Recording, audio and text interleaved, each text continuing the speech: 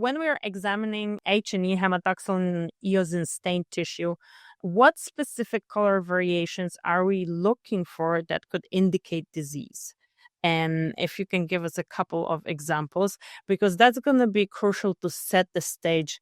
Why is it even important to distinguish the colors? Completely agree with that because H&E basically forms, I believe, the cornerstone for pathology. And in H&E stains tissue samples, I believe every pathologist knows that color is very important and it gives a lot of information to the pathologist regarding the type of pathology. Now, in a typical H&E stain, we have hematoxylin, which we all know is a basic dye, and it stains the nuclei blue or purple. And whereas eosin, which is an acidic dye, stains the cytoplasm and even the extracellular matrix pink or red.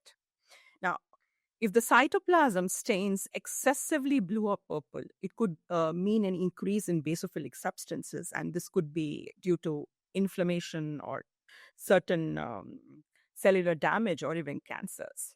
And we all know as pathologists that in malignant or cancerous tissues, we generally go by the fact that there is a hyperchromatic, which is a darkly staining nucleus with irregular shapes and increased mitotic figures, as well as abnormal cytoplasmic staining patterns.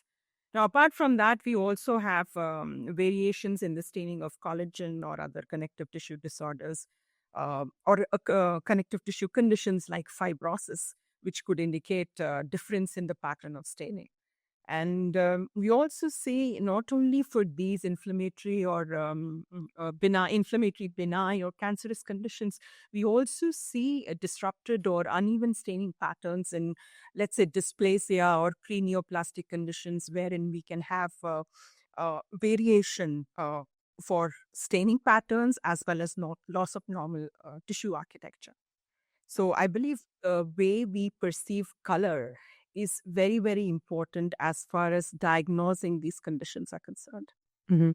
I think it's like one of the main components. So you mentioned architecture, you mentioned like specific structures and shapes of things, and the color. So it's like the three things that you look at in a slide, it's 1/3 of your diagnosis, basically, the Definitely. color. Definitely. And I want to go back to what we mentioned at the beginning about the work with clinical trials, because we're going to talk about like how this color goes through like a series of processes from staining and all that stuff. But all of these steps like contribute to some kind of potential variability. But in the context of clinical trials, you are going to be dealing with samples from multiple size. And have you experienced situation where the same tissue looked different depending on where and how it was imaged? And not only it looked different, but it like caused problems with like consensus between pathologists or in like reaching a specific diagnosis? You've really hit the nail on the head here, Alex. Let me tell you that, because that is something which I think is every pathologist who works in clinical trials will identify with this question or with this kind of a problem they have to encounter while they are working. That's why we always advocate for a central processing of the slides or Mhm. images to have more standardized assessment. Because whenever we talk of a slide or tissue which comes to us, there are certain factors which you cannot control, like let's say the pre-analytics, which make a huge difference. Simple things like pH of the water can also affect the staining and color. Now, I have personally seen differences in the color and the intensity of the stain, even within different laboratories of the same organization, while performing staining with validated protocols. And obviously, there is the question of different scanners having different image formats and their ingestion into the whole slide imaging system.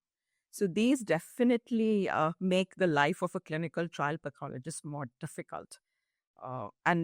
Sometimes, as you mentioned, that, you might have a discrepancy with some other pathologists just because the way the tissue looks or the slide or the image looks. So it can sometimes form the basis of a study which you can do and do comparative study applying, let's say, different characteristics or formats to certain slides and then compare it in terms of, let's say, color or color distribution or pixel profile. So that sometimes forms the basis of an internal study as well. But yeah, these things happen. And that is something I think clinical trial pathologists have to deal with all the time.